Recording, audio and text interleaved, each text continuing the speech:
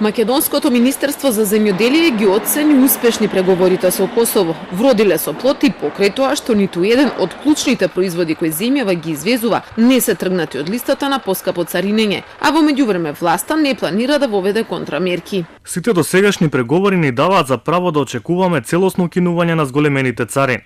Затоа во овој момент Македонија останува на ставот, барем за сега, да не се воведуваат контрамерки. И една недела по воведувањето на повисоки царини од Косово, држава се однесува како да ја изненадил првиот снег. Вака реагира Македонската федерација на фармери, која алармира дека справувањето со кризата ќе биде успешно само ако се воведат контрамерки кон Косово. Времето на реакција за прекршување на одредбите на ЦЕФТА е обично сосема доволно за да се нанесе неколку милионска штета, која ќе остави долгорочни последици во развојот на секторот. Од тука ЦЕФТА не е и не може да биде гаранција на успешна, отворена и функционална соработка, посебно помеѓу соседни земји. По вчерашниот состанок во Белград, на кој немаше никаква важна одлука за Македонија, вниманието на јавноста се врти кон утрешниот состанок меѓу македонскиот министер за економија и министерот за трговија на Косово.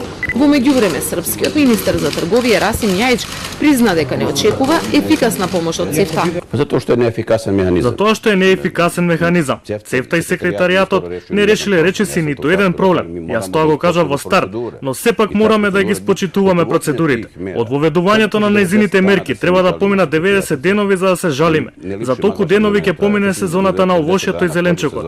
Па што ќе извезувате тогаш? Денеска преку граница кон Косово поминал само еден камион. И покрај тоа што Косово одлучи да ја повлече мерката за дел од производите за она што најмногу извезува, Македонија сепак останува 30% поскапо царинење. Пресметките се дека загубите на земјава ќе бидат 3 милиони евра. Ја до сега неки 25